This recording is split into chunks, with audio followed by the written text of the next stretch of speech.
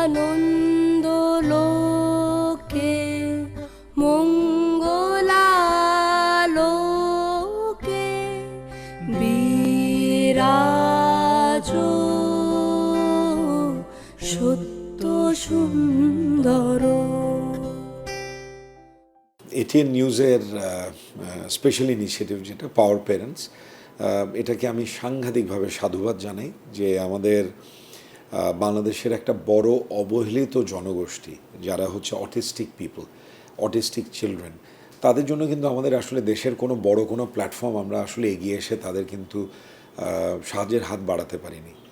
ATN নিউজকে আমি খুব অ্যাপ্রিসিয়েট করি যে এই ধরনের একটা ইউনিক প্রপোজিশন এবং প্ল্যান নিয়ে ওনারা কাজ করেছেন।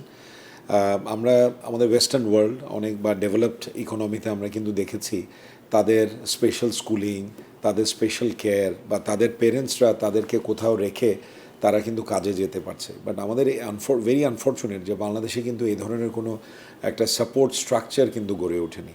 তো এটিএন নিউজ এই ধরনের একটা ইউনিক কনসেপ্ট নিয়ে কাজ করেছে।